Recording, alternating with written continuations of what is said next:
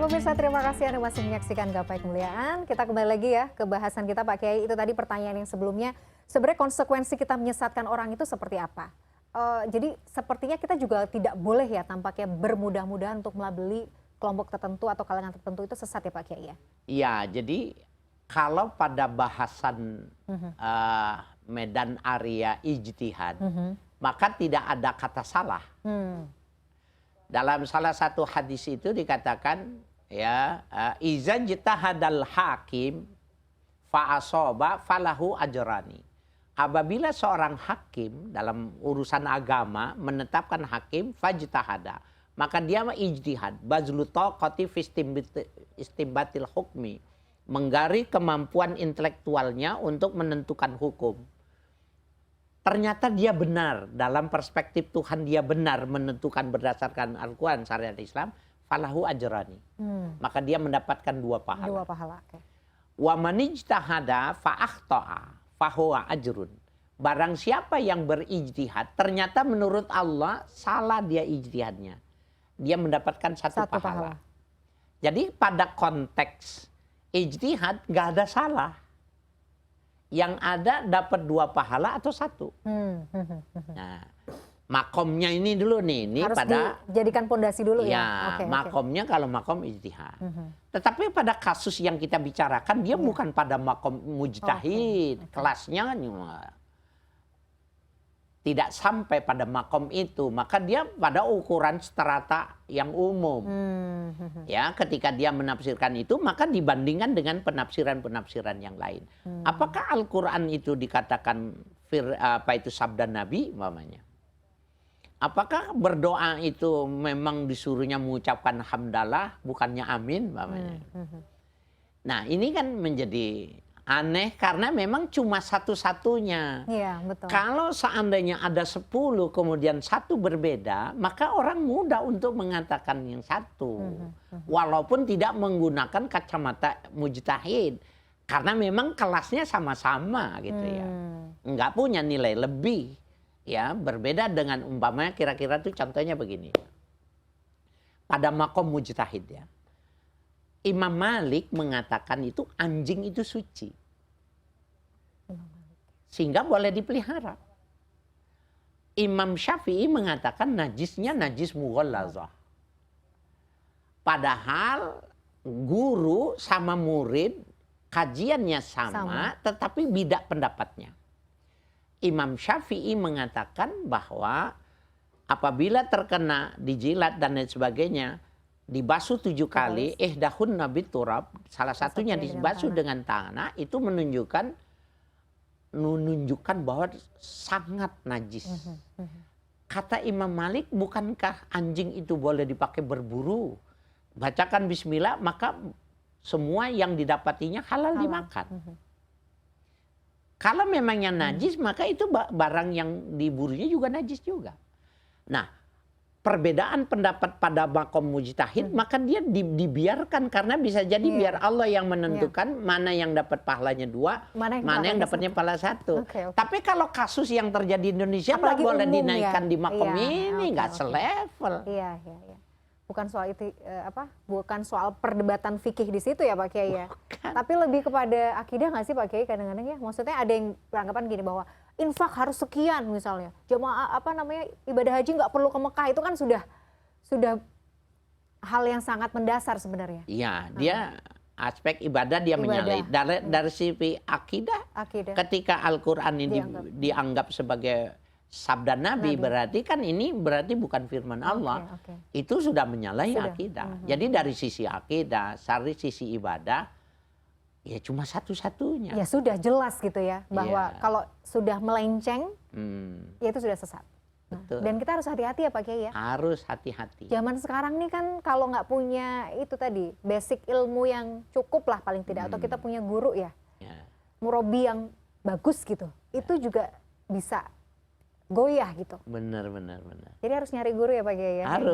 Harus belajar. Mudah-mudahan salah satunya dengan menonton Gapai Kemuliaan. Iya, insya Allah mudah-mudahan ya bisa jadi ladang kita untuk mencari ilmu yang benar gitu.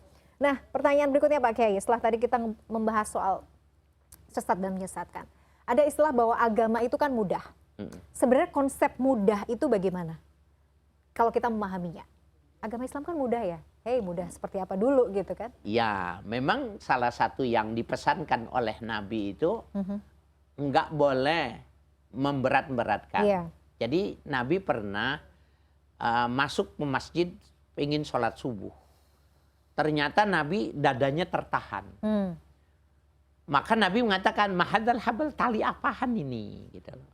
Maka dibilangnya, hablu Zainab, itu talinya si Zainab.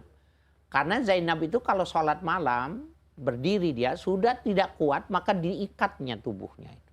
Supaya sholatnya tetap berdiri. Kata Nabi, la. Ya, lepas. Jangan, aku sholat dan aku juga tidur. Aku puasa, tapi aku juga berbuka. Gitu. Nah, dalam hadis lain dikatakan, lu'inal mutanatti'un. Dilaknat Allah orang mutanatti, itu maknanya al-mutasyaddiduna fil ibadah. Orang yang memberat-beratkan ibadah itu nggak boleh. Oke. Sehingga Nabi mengatakan yassiru wala tu'assiru. Beragama itu bikin mudah, jangan dibikin sulit. Ada kasus yang terjadi pada zaman sahabat itu, Muaz ya. Muaz bin Jabal itu kalau sholat dia imam gitu di kampungnya. Tapi dia mengukur dengan dirinya. Maka kira-kira rakaat pertama 200 ayat. Allahu Akbar. Ya, rakaat kedua 150 ayat. Bahkan bisa jadi lebih gitu. Maka orang-orang yang ingin sholat berjamaah mendapatkan pahala 20 derajat itu menjadi kecewa dan nggak bisa balik lagi. Kenapa? Nggak kuat dia. Iya, nggak kuat. Maka mereka ngomong kepada Rasulullah, ya Rasulullah, bla bla bla bla soal Muaz itu. Maka dia dipanggil bersama Muaznya. Maka disuruh mengulang perkataannya itu. Kemudian, ya Muaz, apa benar kau melakukannya itu? Betul ya Rasulullah. Rasul marah kepada Muaz. Afatanun anta ya Muaz. Kau mau bikin rusak agama. Afatanun anta ya Muaz. Kau pingin agama Islam ditinggalkan sama orang. Sampai 3 kali. Nah, yassiru wala tu'assiru. Bikin gampang, bikin mudah. Maknanya mastata'tum. Semampu kita bisa melakukannya, itulah ukuran beragama. Belajar juga bukan cuma remnya jangan kepakeman, artinya pegang ini hadis ini, udah ibadah semuanya gitu. Ya nggak boleh juga. Artinya kita tetap belajar, kita tetap berusaha menaikkan kualitas ya dan volumenya kita naikkan. Kemudian baru pada saat itu katakan, ya Allah inilah maksimalitas yang aku lakukan. Begitu ukurannya mudah. Jadi sebenarnya indikatornya gampang lah. Kalau kita masih mampu, ya lakukan. Tapi kalau kita sudah capek, ya jangan dipaksa, diforsir di atas kemampuan kita ya Pak Kiai ya. Iya, dan anak kita, adik kita, saudara kita, jangan diukur sama kita. Betul. Makanya kadang-kadang ada sebuah cerita bahwa Rasulullah ketika menjadi imam juga beliau pernah memendekkan juga rakaatnya, bacaannya, karena memang ada ibu-ibu juga ya. Iya, ibu-ibu yang anaknya menangis. Itu Rasulullah aja tuh peka ya. Iya. Jadi jangan karena misalnya ego, wah pokoknya pengen dapat pahalanya double-double. Akhirnya kita justru malah menyulitkan yang lain. Iya, gitu. Orang yang seperti itu nggak bisa. Ini bulan Ramadan harus dihatamkan, harus gaspol, harus banyak gitu. Itu menunjukkan kalau dia tidak alim. Menunjukkan bahwa dia tidak warak di dalam beragama. Nah, oke. Pak Kiai, bagaimana kalau kondisinya justru misalnya was-was ya? Oke, lagi wudhu. Aduh, tadi kayaknya belum basuh ini. Wudhu lagi lah. Aduh, tapi kayaknya belum deh. Jadi ada rasa yang merasa ibadahnya tuh belum sempurna gitu. Ya. Sholat misalnya. Aduh, tadi udah belum ya? Yaudah ulangin lagi dari awal. Bagaimana kondisi seperti ini Pak Kiai? Ya, ada hadis yang memberikan, mendasari itu. Dakma yaribuk ilama la yaribuk. Dakma yaribuk, tinggalkan setiap sesuatu yang kau ragu. Ilama la yaribuk, kepada yang kau tidak ragu. Jadi kalau kita sholat mau ini udah 3 apa 4. Pasti yang ragu itu yang 4. Maka ambillah angka yang terkecil. Oke. 3 apa 4 nih? 3. Udah 3 aja deh gitu. Nah, ya. Kan kalau 3 padahal udah 4. Kemudian waktu kita Allahu Akbar kan Gerakan Jadi yang kelima. Heeh. Suaminya bilang, suami Mamila bilang, anaknya bilang, woi 5, woi, gitu umpamanya ya. Sangat woi ya Pak Kiai. Nggak boleh. Oh, oke. Nggak boleh kita mendengarkan karena dia bukan orang sholat. Yang boleh menegur Nggak boleh imam galau itu juga. makmum. Betul. Dan etika menegurnya juga sudah diberitahukan. Iya. Cuma Subhanallah. mentambe, subhanallah. Subhanallah. Bagi wanita menepuk tangannya.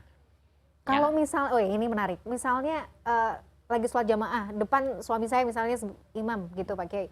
Kalau salah berarti saya menepuk. Subhanallah. Subhanallah aja ya. Subhanallah kalau laki sama Laki. laki. Tapi kalau mbak sama ini mbak bukan dengan suara tapi begini. Bukan Oh. begini. Oh. Karena kalau ini keras. Oh, oke. Keras dan ini dilakukan peribadatan orang-orang musyrikin dulu sambilnya begini. Kita nggak boleh. Kita suruh gini. Gitu. Dia udah tahu nih ada yang salah saya. Oke. Jadi tidak bersuara Tidak intinya bersuara ya. wanita. Ya, Nah, oke. begitu. Ya, Pak Kiai.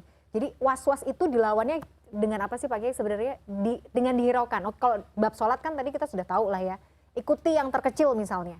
Tapi dalam ibadah yang lain, kalau misalnya was-was, wudu gitu misalnya. Kita ambil yang yakin. Oke. Tadi udah belum.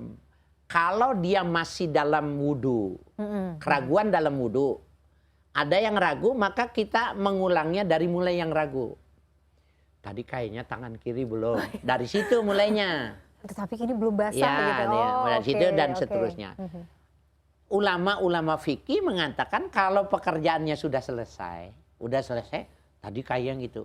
Jangan dibahas. Oke, selesai udah ditinggalkan Karena saja. apa? Itu memang kerjaannya setan untuk oke. menimbulkan was-was. Masya Allah. Tapi kalau dia masih mengerjakannya, maka dia mengulangnya dari mulai yang dia ragu. Oh, yang dia ragu. Jadi nggak usah diulang lagi dari awal. Enggak, tidak diulangi. Kan Betul, tidak batal, tapi betul. kurang. Kurang. Itu dia, Masya Allah, ini pencerahan sekali. Luar biasa. Pak Kiai, masih ada satu pertanyaan, nanti kita bahas di segmen berikutnya. Terkait batasan aurat dalam Islam. Nanti kita elaborasi ya Pak Kiai ya. Iya. Pemirsa jangan kemana-mana, gapai kemuliaan yang kembali setelah jeda yang satu ini.